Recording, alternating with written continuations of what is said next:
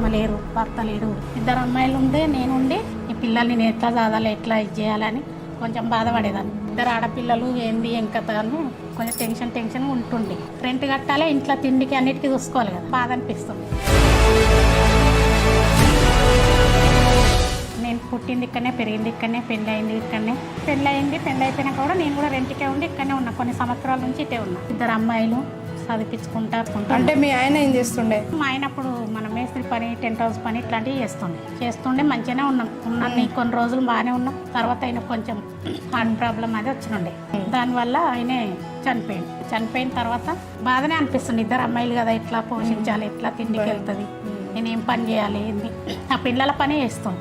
ఇళ్ళ పని చేసినా నాకు పూట గడిచే పరిస్థితి లేదు, ఏంది ఏం కథ అని ఆలోచించుకుంటూ ఉన్నాను. పింఛన్ కోసం కావాలి కదా, పింఛన్లు కొత్తగా అప్లై చేస్తారంటే భర్త లేని వాళ్ళకి ఆ పింఛన్ కోసం అని వెళ్ళిన.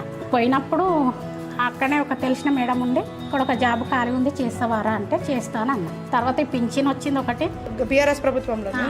ఇదే వచ్చినాకనే రేషన్ కార్డు వచ్చింది. మళ్ళీ 2 బెడ్రూమ్ ఇల్లు ఒకటి వచ్చింది. అది లాటరీ ద్వారానే వచ్చింది. ఒక అమ్మాయి పెళ్లి చేసిన.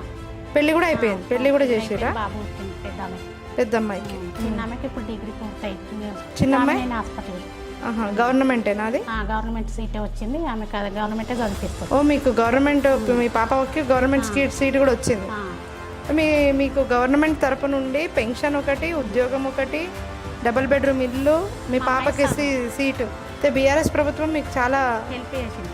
ఎమ్మెల్యే గారు కేపీ వివేకానంద్ గారు ఉన్నారు. ఆయన యొక్క పనితీరు ఎట్లుంది? ఇక్కడ ఎవరైనా కాపతుందని వెళ్ళి మాట్లాడినా కూడా మంచిగా రెస్పెక్ట్ ఇచ్చి మాట్లాడతాడు, బాగానే చూసుకుంటాడు. ఏదైనా సమస్య ఉంటే చెప్పుకున్నామనుకో హెల్ప్ చేస్తాడు.